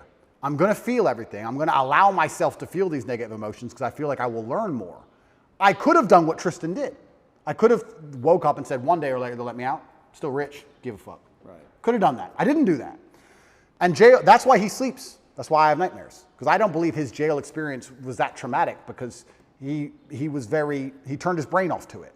And that is a superpower. Yes. And I do have that power. If I went to war, I could go to war and watch all my friends be blown to pieces and still fight. Yeah. I would still be capable. I can turn my brain off if I have to, but I decided not to because I felt that feeling things would teach me more, which is why I'm kind of arguing your point about death and rebirth, because I feel like I don't have to fully break. I just have to get close enough to the edge to learn something and come back. why not break? Because if I break, then there's too Well, you much. know, My until empire then- might until fall. then, you don't know. Well, That's the exactly. thing. You don't know. I don't know. And that's scary. It is scary. Yeah. So why would I? That's why you don't want to break. because Completely. It's scary. I don't want to lose what I have. Yeah. Mentally, But that physically, well, but financially. Yeah, but that attachment, what would God say to that attachment? I don't want to lose what I have. But okay, I don't want to lose what I have because I also have a responsibility for others. Let me tell you something. If my mind broke and I couldn't come back from that, What's more important, your family or God?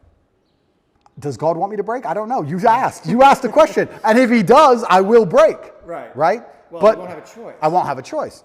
But jail itself was terrible. Like, we're talking about vulnerability. I can sit and explain all the things I struggle with in jail. It was absolutely terrible. And I think a lot of people who are watching this, I think they need to keep in mind, I wasn't in jail. I was in Romanian jail. What's the difference? well, it's the poorest country in Europe, and it was built during communism, and it's basically designed to torture you. Cockroaches, yeah. Yeah, I mean, it's not like jail, like we imagine jail. I don't want to insult the Romanian justice system, and I don't want to insult any Romanians. I'm still within the confines of Romania, but I think most people at home understand what I'm talking about. I didn't have yard time. I didn't have any friends. I was in a room for 93 days. I did not leave that room unless I was being dragged to court in a language I didn't understand to be sent back to the room. Yeah, it was hard. I did a 4-day vision quest, 4 days, 4 nights, no food or water out in the mountains, like in a restricted area, like just like a prison cell. And that took me to my edge. So I can't even imagine 93 days. Yeah, I mean, it's terrible. And you don't know how long you're going to be in there for. Yeah. And you have no control over anything. And you don't sleep very well. People think you just sleep it off, but you can't. The jail is very loud. There's a lot of distressed people in there, a lot of upset people. The energy is sad. Yeah, it's a bad place to be.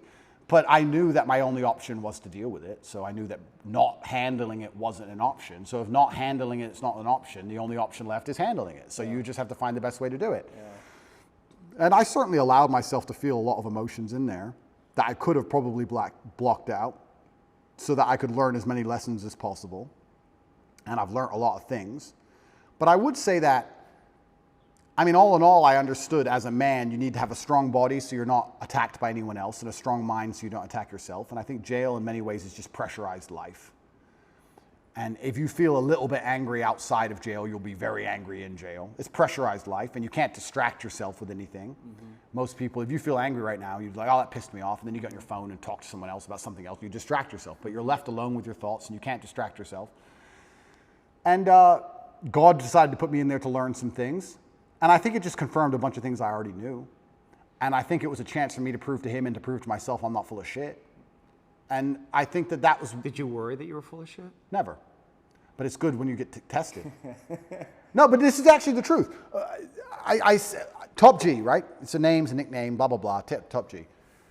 The basic premise behind it and why I'm idolized by all these young men especially is I'm Top G, the number one G, the guy who can do anything. He's the guy. I never for a second when I was saying it didn't mean it. I never for a second when I was saying it thought I was full of shit. Mm-hmm. So God was like, okay, let's find out if he's full of shit. Right. And I was placed there and I was like, all right, this is a chance for me to prove to myself and prove to God and prove to the man watching to the prison guards and prove to everyone else, my ancestors, that I'm not full of shit. I had a sense of duty in there and I feel like I performed it exceptionally. Mm-hmm. And it doesn't matter if they kept me in there for 3 months or 3 years or 30 years.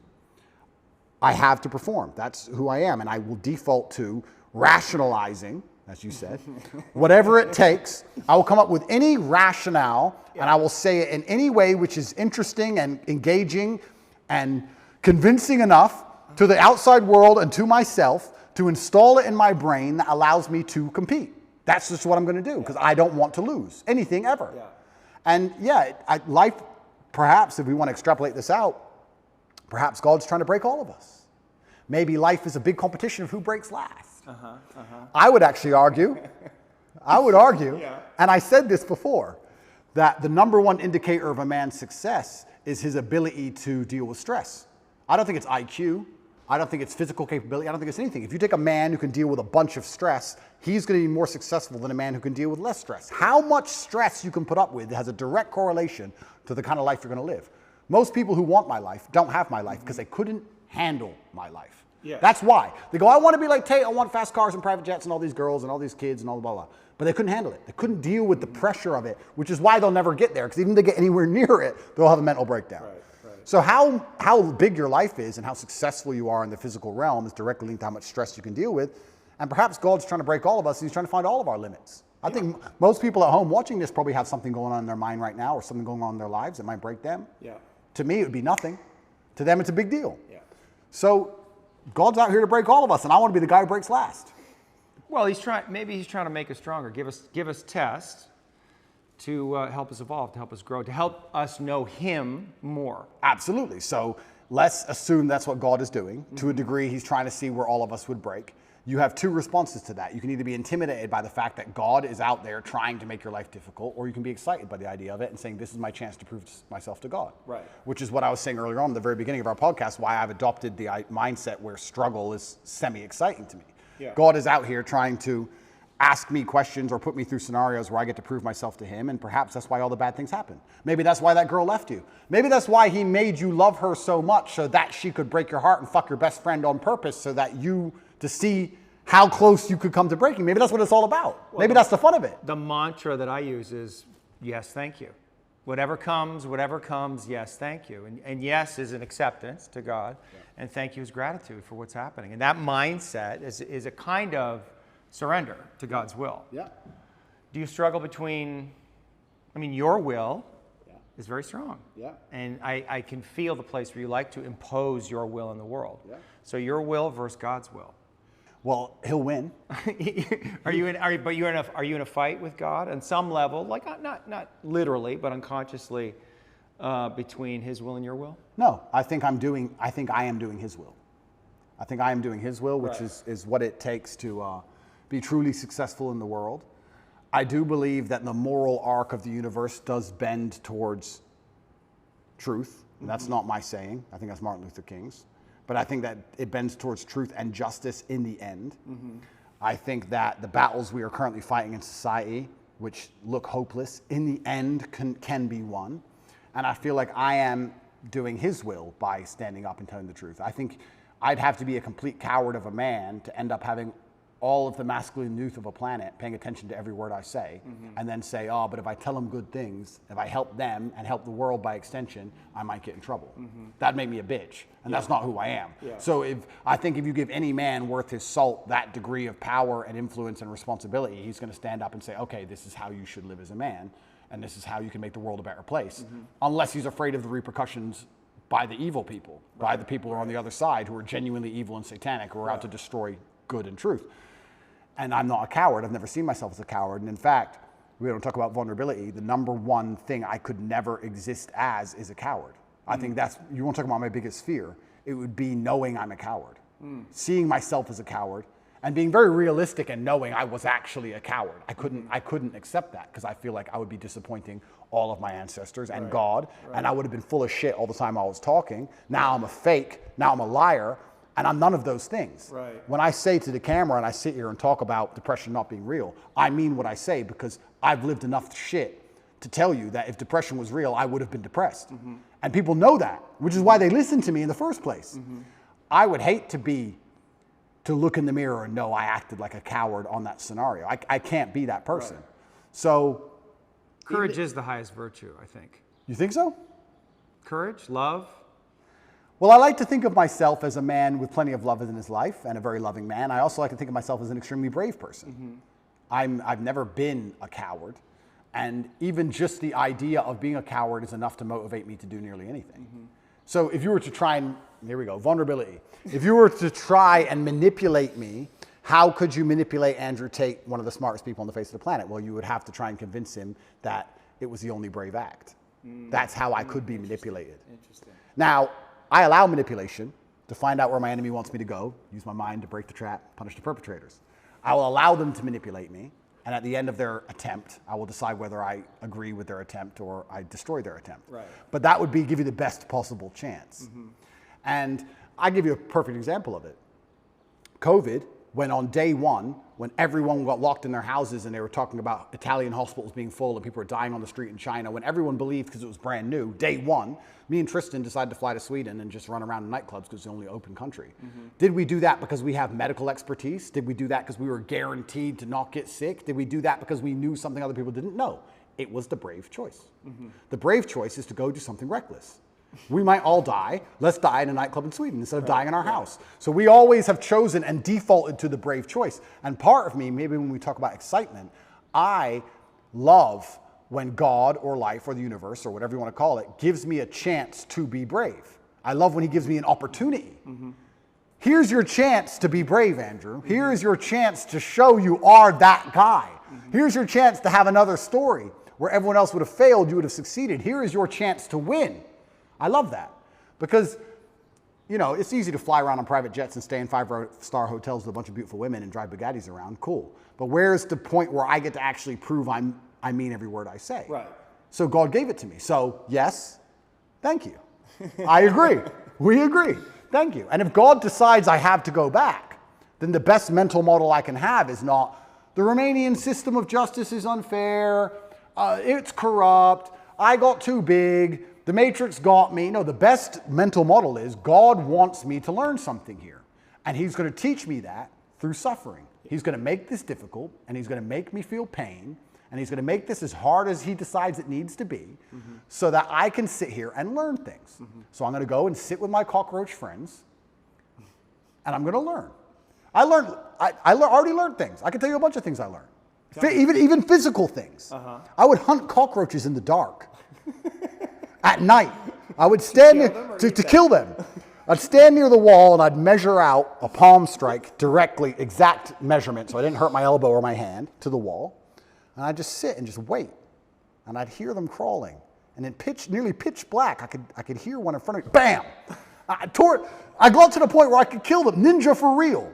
I was like, I'm learning shit in here. Right. So that was fantastic. I learned. Did you learn anything about yourself? This is again New information. That's all. I mean, you must have, right? I mean, you had a new experience, so there must be new information. I mean, you got tested, right? You're in jail, for fuck's sakes. Like, something must have popped into your mind. There must have been some revelation, some edge that you came to. It had to be, no? I'm exactly who I thought I was. I am 0% full of shit. I am exactly who I thought You're I was. 0% full of shit? If you would have told me, Zero? if you would have told me before I Not went, like 0.1, before I went to, 0.5? before I went to jail, before they put me in that dungeon, in the dark, with the cockroaches, if you would have told me how I would react to that scenario, I would have said to you, I would have suffered and it wouldn't have been nice, but I would have refused to break, and I would have been the kind of person who sat there and endured and emerged more powerful than ever before. That's what I would have said. Yeah. And that's what I've done. Yes, yes. That's exactly what I've done. Yes. So But that's not the question. no, it's not. There may be a side order of nightmares. I learned, I've never had nightmares before in my life. That surprised me. But they're here now. That's life. I learned that, I guess. I learned that when I got out of jail. I didn't have nightmares in jail, which is strange. I had nightmares when I got out. Maybe it's fear of going back. Don't know. Yeah. But what else did I learn about myself? I had already pre-decided and had already told the universe how I would act in said scenario. This scenario was not a scenario I hadn't discussed or didn't believe could happen to me. I had already analyzed, if this happens, what are you going to do? It was a pre-designated plan. And I just followed the plan I had already laid out for myself when I had already psychoanalyzed myself without my qualifications. I had already decided what I must do, so I did it. Yeah, yeah. And I was able and capable of following the plan and following through. Yeah. So I'm not a liar. I'm 0% full of shit. Right. I hear you. And if I was full of shit, I would sit here. Nightmares, though, but there's something. It's not full of shit, but just the something happened. Oh, completely. Right, because you're having nightmares now, so something is going on. Yes. That you don't like. Understand. That's all I'm getting. That's completely true. I performed exactly how I needed to perform and how I knew I would perform. So when I talk about being top G and mental control and depression is not real, everything I say is true. I performed exactly as I could. And I should. There is a side effect, which happens to be these nightmares. But my attitude towards the nightmares is, yes, thank you. Good. I don't want them to go away. They will go away when whatever needs to be dealt with is dealt with by my own mind. And like I said, if anyone else could fix them for me, I would not allow them to, because I believe it is my lesson and it's my pain and my trauma and it's mine to deal with. And if I have to keep them forever, I'll keep them. I am not afraid of feeling negative. I'm not afraid of it. I'm not afraid of having nightmares. I don't wake up going, I want to feel good. I don't care. So if I have to feel miserable, it doesn't bother me. I don't see why. In fact, I'm going to change that. I don't see how you can put such importance on how you feel as a man, because it makes you non-competitive. Well, but it makes you, what it does is it brings you into presence. And presence is the most powerful quality that you can have as a human being. And if you are not in touch with your feelings, if you disown them or you rationalize them in some way, you're not fully present. Completely agree. Right? So the reason we want to connect with the places we have fear or pain or sadness, right, or anger, whatever it is, it's not to feel it and let ourselves be a slave to it. It's just to let it come into our conscious awareness, to know what it is. There's information there. It's data, right? And if we can be present with all that we feel, right, we're much more powerful beings Now, it's super interesting you said that because you're right. Because I wouldn't consider myself a present person. I am always thinking about what must be done. I'm thinking about Interesting. Always. That you would confess that. I'll You're confess. not a present person. No, I'm not present. If I'm present in the moment, I'm either on my computer talking to someone else millions of miles away or dealing with something else, or I'm doing this podcasting about how I have to spar afterwards, and then I've got a friend coming at 8:15 tonight. Why are you I have to see. present? I'm not present because things must be done, and they must be no, organized. well, That okay. I am not competitive if I'm present. I need to do things. Now, I'll agree with you. You're right. I'm very rarely present. But here's my frame for presence, right? The reason I'm not all the way present, which is all the way here, is because there's something here that I don't want to feel. No, I would say there's two scenarios in which I am very present. And we'll talk about them in a second. But I'm not a very present person. But I have sacrificed the idea of feeling presence and feeling happy in the moment for, let's say, absolute capability and legacy. But would you agree that being more present would give you more power? In certain scenarios. Well, look, I think that might be the reason I love fighting so much, because that's the only time I feel present. Right. Because I have to be right there, because one, I'm in pain, and two, if I'm not, I'm gonna be asleep. Are you not present right now? I am. Are you present with me? I'm paying attention. My brain's on. I'm paying attention. Let your brain go and see what happens. I Just be am. here with me and don't stop thinking. Stop thinking. I can't stop thinking. Stop thinking. I You can't stop thinking. If you can't stop thinking, you don't have control over your mind. All right, cool. So I stopped thinking, but And just be in the place where there's no thinking. Sure. And just feel yourself, who you are, and see what happens. and See what happens. yeah, and I believe I am. But I'm saying generally in life, I wouldn't consider myself a present person. I'm not the person who is enjoying the moment. Present. But I am now because I'm focused. But now I'm focused. But do you see the difference in the quality of the interaction we just had? But what's it? Okay, let me ask Do you see the difference, though? I do. Yeah. And how did that feel? It felt fine. But what's the difference? Fine. What's the difference? But what's the difference? But weren't we more connected in some way? Isn't there more possibility to get to something deeper or something more truthful there when your mind is not constantly running? But I haven't lied to you. I'm not saying you've lied to me. Yeah. I'm not saying you've lied to me. I just said there's other levels, there's other layers, right? Is there? Is there? You get to it. That's why you fight. It's what you said, because it gets you out of your mind, fully in your body. And when you're fighting, you're in that zone. Some of their focused. intelligence opens up, though. Yes. You're doing things. You can feel that guy, and you can miss the punch and react. you don't even know why. Correct. Right? And so that is available all the time if you're willing to get present. Does life require that degree of focus? Not focus, presence. I know they're slightly different. Maybe I see them as the same. I don't see myself as a particularly present person. I do enjoy the presence of fighting. I do enjoy the presence of driving fast cars very fast. Right. I'm thinking of it, just so you understand my mental model, when I think of guys, and I do know some who are like enjoying the moment, I very rarely enjoy the moment. Does that make sense? I don't ever, I'm sitting around and I'm like, yeah, I look around and go, I'm having fun. That's just not how my brain works, ever. That feels sad to me. Yeah, but this is the thing. Perhaps it is. I don't know. I'm not going to say it is because I don't feel sad about it. But let's imagine it is sad. I have no fear of feeling sad. If someone were to say to me, Andrew, you're going to enjoy the moment less because you're constantly preoccupied with running an empire that most people wouldn't believe is as large as you say it is, even if you told them. And you're going to have unlimited offspring who adore you.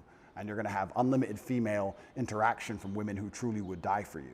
And you're going to be one of the most respected men on the planet. And you're going to have street cred in every city from Baltimore to Berlin. And you're going to end up going through all these trials and tribulations, and they're going to talk about your name after you're dead for hundreds of years. But you're not going to be present in the moment. Would you take that? And I would say, yes, sir, I would. Give that to me. I can't be present because there's too much happening. How can I be present? How can I be present with hundreds of millions of dollars and DCOT trying to put me in jail? And how can I be present? I've got things happening in my brain. I can't be present. I've got things to deal with. I've got problems. So I've sacrificed But presence. maybe you have a mental model that says I can't be all the way present and do all of those things, and maybe that model is incorrect. Well, presence is if you're truly present, then you're not worried about anything outside of the moment you're in. Not necessarily. How does that work? I'm interested. Yeah, I mean, because the presence, right? You can let your consciousness go out, right? And you can be aware of everything, right? I'm perspicacious is one of my favorite words. I am aware of what's happening. Yeah. I'm just not particularly interested in it. So I will sit at a table where everyone's having a conversation, and I'll sit on my laptop, and I'll chime up once every hour. I hear every word. I've analyzed every word. I know who's right. I know who's wrong. I know what I could have said. I know whose brain I could have changed, what mind I could have affected. I've already considered if it's worth doing, but I'd rather do my work, and I'll ignore it all until I pop up and say 3 words and control the entire conversation and go back to my laptop. Yeah. I'm aware of everything. I'm just not particularly present because I feel like I've built a life which is so large that it's hard for me to be present in the moment. I'm present with my children for an hour or 2, and then it's like, okay, back to work. Right. So, was your father present with you? No.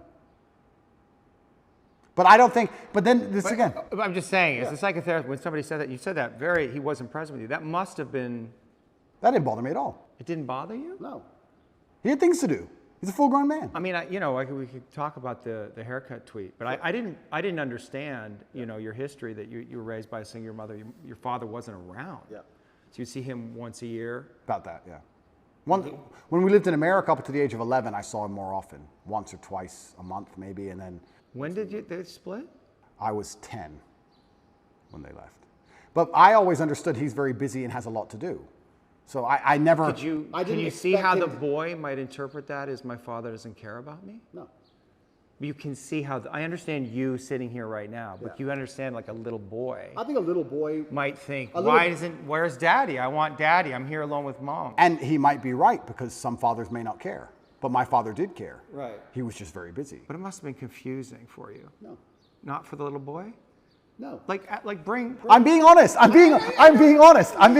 It wasn't. Okay. I never for or you cut off, or those feelings were so painful, overwhelming, you cut off from them so quickly and then created this mindset to deal with. I never for a second felt like he didn't care about me, ever. I'd never felt that. It didn't cross my mind. Consciously. Consciously. But is it possible that unconsciously you might have a different belief? And that on some level, some of what you're doing in the world is motivated by that, like wanting to win the love of your father? I think that is semi-true, but I'll tell you, I think that's fine. No. Fine. That's semi-true. That's semi-true because I believe I have a duty to my ancestors. I don't think it's coming from a place of I'm broken trying to fix myself. I think I have the last name Tate. It was bestowed upon me, and I have responsibilities to live up to the last name Tate. Yeah. I do believe I have a duty to my ancestors. So is that trying to win the love of my father? Perhaps. I never felt unloved by my father, ever. In fact, I would argue I had the best father on earth. I never felt like I was owed all of his time. It was very clear to me at a young age that he's extremely busy and extremely important, and that I can earn his time, or that I can't have as much of it as I want. You have to earn his time? Yeah, that was a son should have to earn his father's time? Yeah, why not? Because he's a boy. True. And so the father's love should be, at least for a boy, unconditional in some way. Love and time are not necessarily the same thing. Okay. If I told my father, I want to play chess, I want you to teach me chess, he could find 2 hours. If I said to Dad, I want to play video games or let's watch TV together, he'd say, no, son, I have things to do. Right. So to a degree, I'd earn his time. Yeah. His time was valuable and it could not be wasted. Yeah. I feel like I have a duty to my ancestors. I don't feel like, and when I'm in jail, I feel like I can't disappoint him, and I feel like I do good for the world.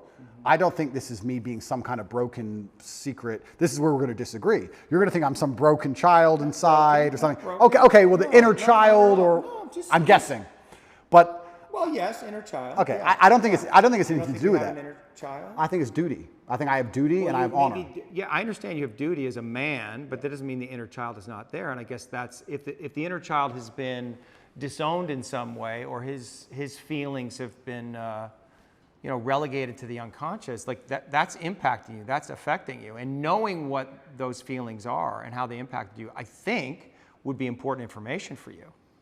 But I was never sad. I can't say I had a hard childhood. I can't say I was sad. I can't say I wish he was different. Once again, I understand.